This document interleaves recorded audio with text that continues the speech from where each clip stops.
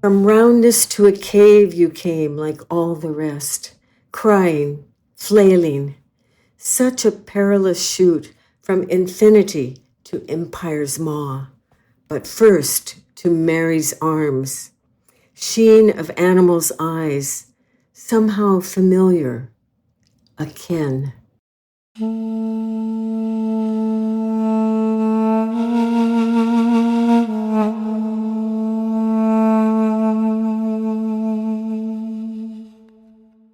I'm Carol Harmon, your host for Consider, this episode of Writers Radio.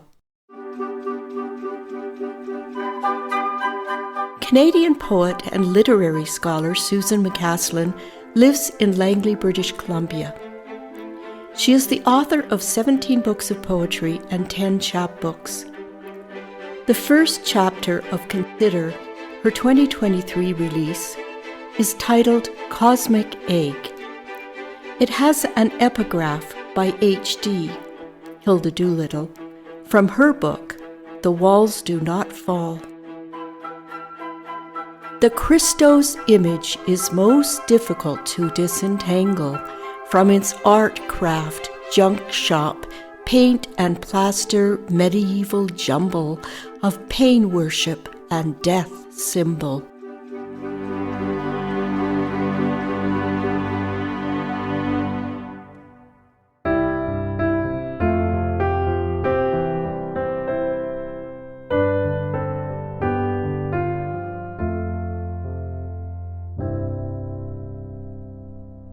Good Shepherd, 6 years old, Sunday school, singing, Jesus loves me, sensing myself the light heft of a white lamb on his back, one of the children gathered in the storyteller's arms. At night I dream we're flying through suns and moons, he, mother, father, brother, friend, closer than breath, unbreakable trust. Whatever might come.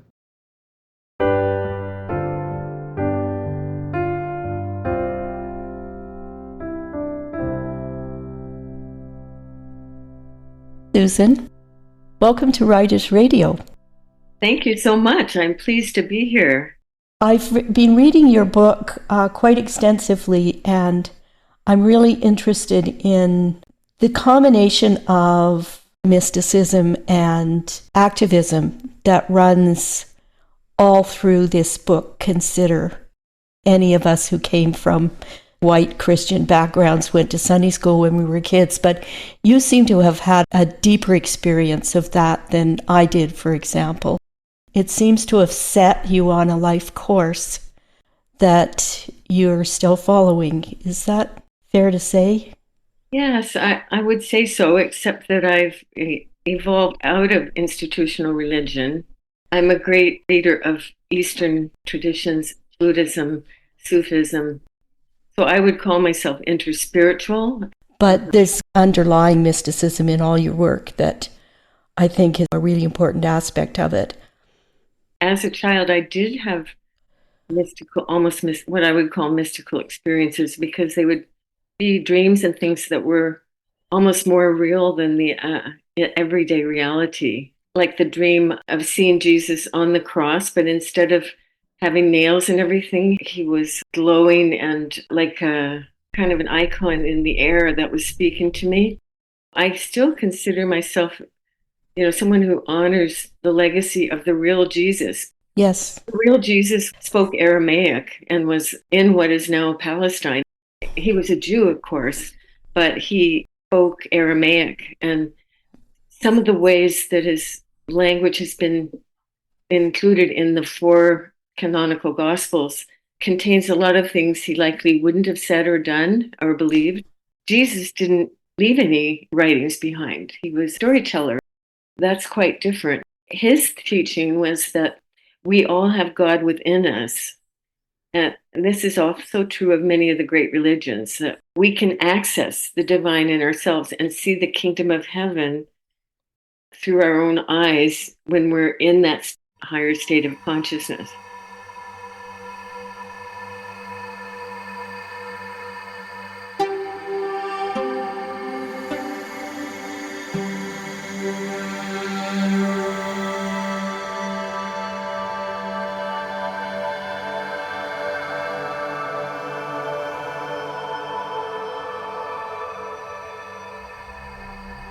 Age 30. I wake from a dream into a lucid dream. Christ shimmers on the wall above my bed, arms outstretched, a tree of life. Head to toes, the vertical plane, arm to arm, the horizontal. No thorny crown, no riven side, no nail marks, fingers unfurling like fern fronds. The Christ chord sounds the marrow of my bones, no choice but to sing.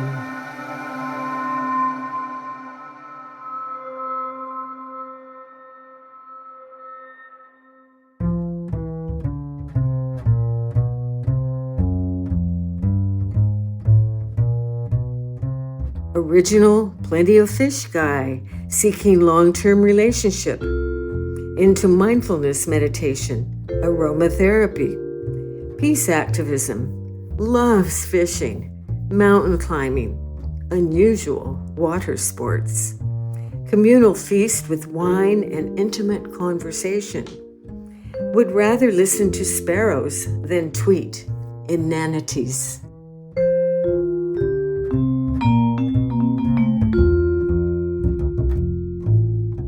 And that's why the title section, is all about things in my natural world that I see that are divine and that get me into a higher state of consciousness, like hugging a Western red cedar. Yes. And then Jesus's sayings are things like consider the lilies of the field, consider the ravens. He's always tying his teachings to nature.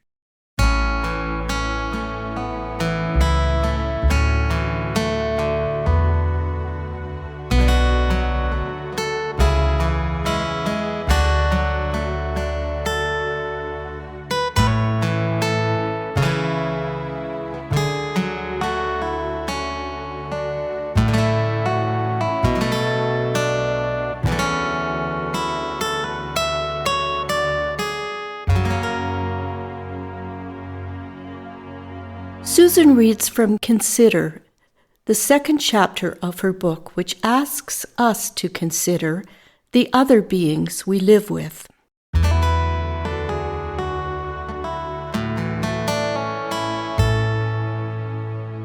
Consider the Western red cedar. Aromatherapist, out of whose inner bark Kwantlen crafters wove ceremonial capes, canoes, Halquimmerlan language drifting in boughs and bowers through her beautiful brain, wrapping round its syllables chanting. Fungi interfacing nourishment to saplings, stretching north, south, east, west, arched boughs swooping earthward, then rising, sun gatherers. Her elderdom intuits our hands pressed gently against her lichened layers, inviting us to join the round and round antics of gray squirrels. Our 70, a mere dewdrop against her old growth glades. The secret gift of her attention and ours leaning together in this zero and everything zone.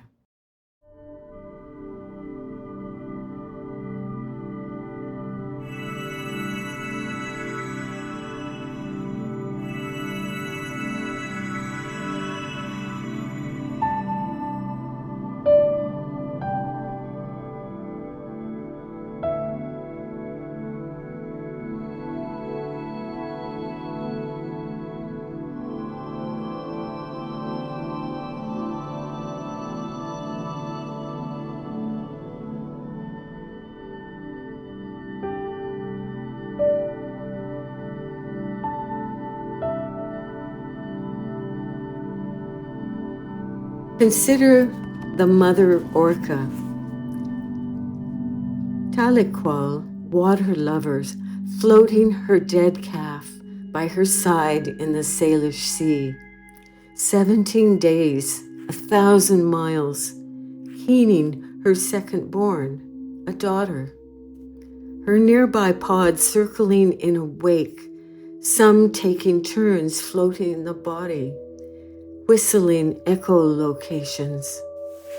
We have not considered enough our toxins, fishing practices, diminishing salmon, algae, krill, our vessels' noise bombardments, chemicals, plastics, nets. Like Ahab spearing the great white wonder, Moby Dick, we, spearless yet no less lethal, close off from her keening, the sentience of her vowels, not having considered sea loss, earth loss, sidereal loss, hours of species vanishing.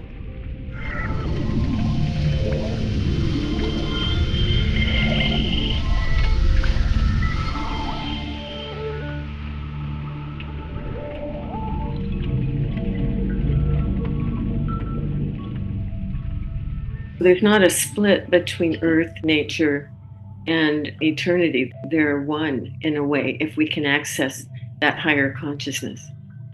And then the activism comes from that. If you have compassion, you want to help people, you may be inspired to do that. And for me, it was helping save old growth trees that my husband got me into, because he's an environmental lawyer and worked all his life trying to save old growth trees in BC. Oh, fantastic. Yeah. And we joined up to help save this forest near our home. Yes. By using poetry. I did the poetry piece and brought people in to walk through the forest in the winter and read the poems that were strung gently to the trees, no damage to the trees. I was more of an introvert, and my husband, he inspired me to become more of an activist. Yeah, but we got married in 1979, so this has been going on for a long time. Jesus didn't claim to be a deity. He never claimed his mother was a virgin. He never instructed his disciples to create an institution or a hierarchy of peace, or to accumulate wealth or curry power or go to war. So it just shows how different it is to look at him as a human being, Yes, yeah. And then so I compare him to Rumi and other great spiritual teachers, Gandhi and so on. Put him in that company, having conversations with them, dialogue. Yes. And I too believe in interspiritual dialogue instead of arguing. I know it sounds scholarly, but for me, it opened all kinds of doors to poetry. Can you speak about that a bit more? Well, I've always been a combination. I did my PhD on a poet named Vernon Watkins from Wales, and I would then get into his sources in Celtic myth and his poems and write dissertation about it. But I enjoyed both things, the scholarship, and I've done a lot of academic essays. But now at this stage in my life, I am 77 right now, I'm devoting myself completely to poetry. My first love as a child, and it will be my last love, or if I go into eternity, it will continue to be my ongoing love. I don't know, but I really love the musicality of poetry and the silences within poetry. Yes. Like a musical score, you have rest. I'm aware of all that when I'm editing. I first receive the flow, and then I do a lot of editing.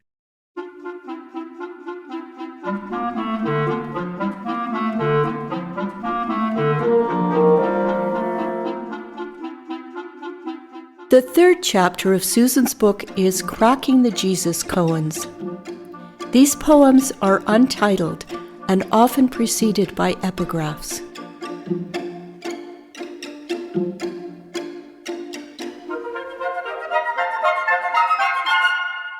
Cracking cosmic eggs, making wisecracks, can open cracks.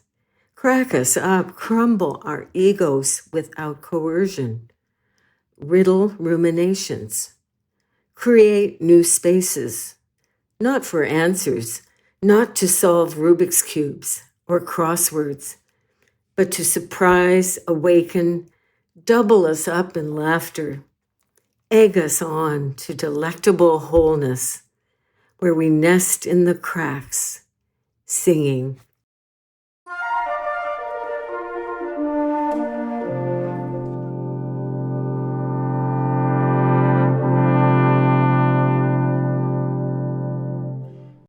Epigraph.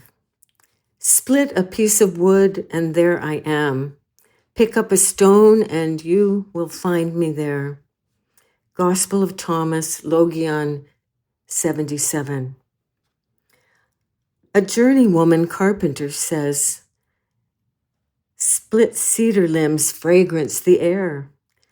A stonemason lifts one small stone, holds it in her palm. Beetle shimmies free. Knock, knock. Who's there? I, you, we, playing hide and seek. Wild ones, hidden in trees, under stones. Love notes drift in from central zones.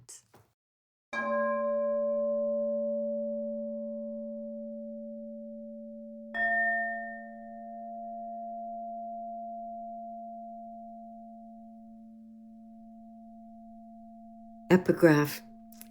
Henceforth I travel toward repose, where time rests in the eternity of time. I go now into silence. The Gospel of Mary Magdalene. No more posing for pics. At last on the road, heading toward horizontal. Mysterium whispers, tremendum thunders, while we, slender as grains wrapped in time, fall by the wayside. Mother Force lifts us in her arms till we become other mothers. Effort lays down her head deep in fox sedge. Tick-tocking stops. Heart throbs on. In notes of a varied thrush, who pours out her music into silent night. Stars cock their ears to listen.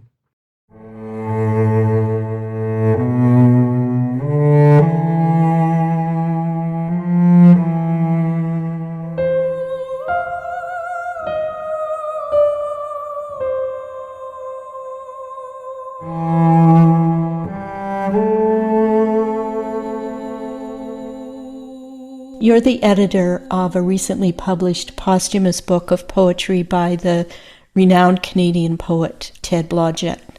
Can you speak about your relationship with him, how he influenced you? Ted and I became very good friends after we met each other at a book launch at the University of Alberta. In the last 2 years of his life, from 2017 to 2018, he was working on the poems that became part of what he titled Walking into God. He would send me a few poems every day, almost, and I would give him feedback. And he was very pleased with my feedback, very complimentary, and also took it into account, and also read my poems. And we had a rich exchange for quite a while. And on his deathbed, his wife Irina and I noticed that when he was composing a poem, even almost up to the last weeks of his life, he would be completely outside of his body in a painless state. Ted's literary executor asked me to edit the volume, which I found a real pleasure and an honor because I learned so much from Ted. Doing this was a labor of love for me. And I guess what you could say is that the commonalities our books have are silences and sound, music, and so on. He would get the flow and get the thing started and then compress. And he worked with ringas and haiku-like forms very much toward the later years of his life. You must miss him. Oh, I do. I have a photo of him on my fridge, and when I walk by, and I'm getting nervous about an interview or or hosting a reading for his book, I just say, Ted, could you take care of this for me? It's nice to have a helping hand on the other side, isn't it? One similarity between my work and Ted's is that the earth and the cosmos are completely integrated. Everything is connected. Mm-hmm. Even though they're yin-yang opposites, they're one at the same time. Yes. I think that's very important for people to understand in order to want to help the earth, to realize we're not just here and gone. The earth has its own intrinsic value in life. It will help us if we can put ourselves at one with nature again as the indigenous people.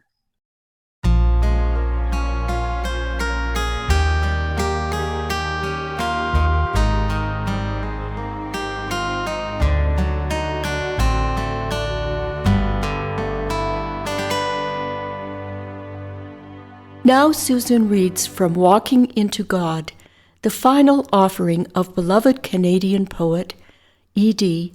Ted Blodgett.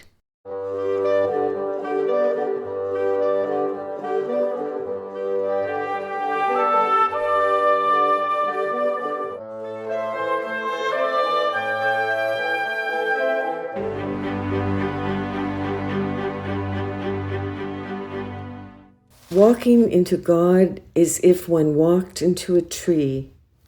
Even if we walk so, how can we see him walking through air, lambent and invisible air?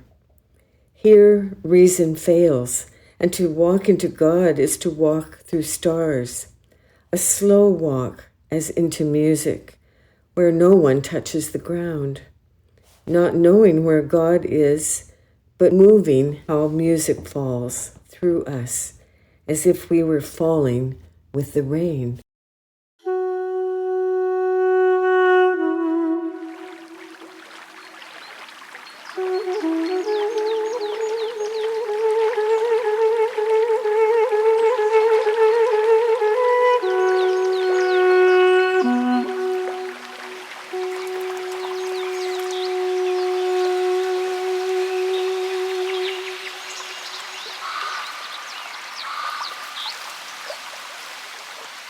Idly lying beside a small stream, God dips her small hands into the cool water, a smile forming in her eyes.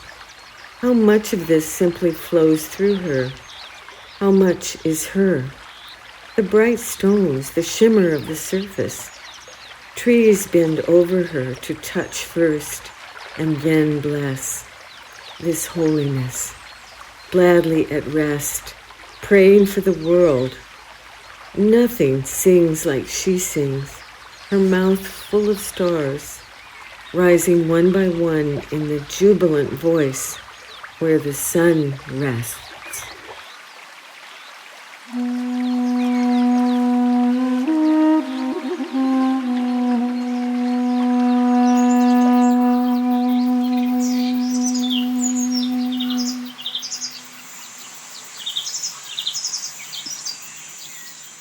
If the garden has a mind, it is a hummingbird, but one so swift she's rarely seen, the mind invisible of all the garden it contains. And there God must find his way, groping through the dark, only a flash of a passing bird. But one surge of breath from her swift passing, and all the shadows begin to rise up, filling darkness with other birds, each entering the mind of God to be the cosmos he now must bear in fear and awe of what the bird might be.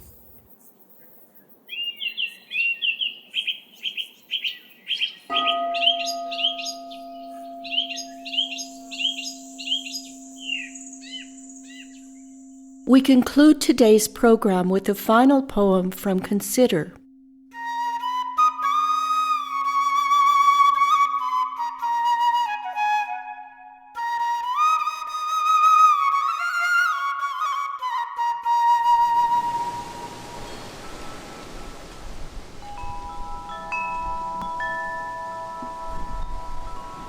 Consider the horses of contemplation, blue with black manes, graceful, elegant thoroughbreds, dusky cobalt blue, long, muscular legs, blue horses of contemplation no one rides, wilderness horses, unbridled, unsaddled, unbroken, whose hooves ring the cobbles of the ear. Fillies, colts, mares, stallions, moving like starboats, gliding in a sea of stars.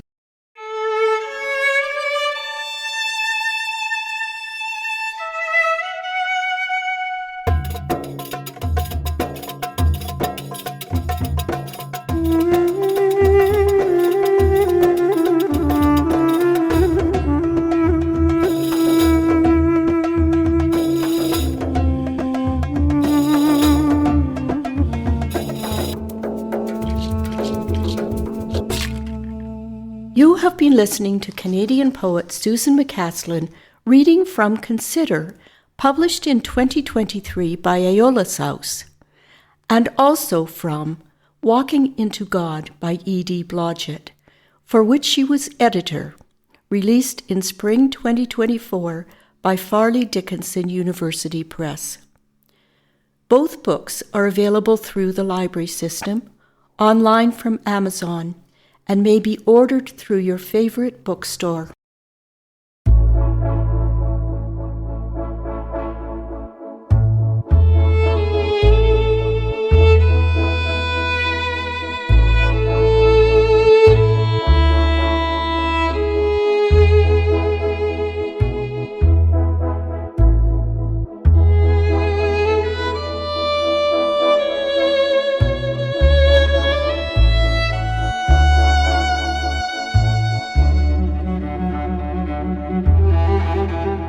Thanks to my fellow producers, Ingrid Rose, editorial, and Gary Sill, music and technical support.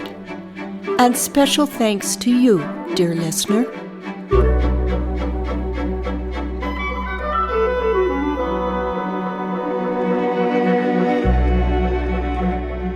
You have been listening to Writers Radio, a non-commercial collaborative project which presents talented writers reading their own work. These stories, essays, and conversations revisit the long tradition of oral storytelling that connects us to the inspiration behind the words. Be sure to check the website, writersradio.ca, to subscribe to our free notifications list.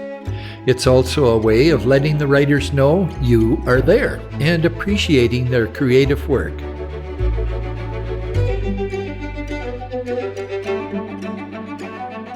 Writers Radio broadcasts from Half Moon Bay on the Sunshine Coast in Canada, traditional tribal land of the Sechelt Nation of the Coast Salish peoples. We express our gratitude for their wisdom teachings and land stewardship.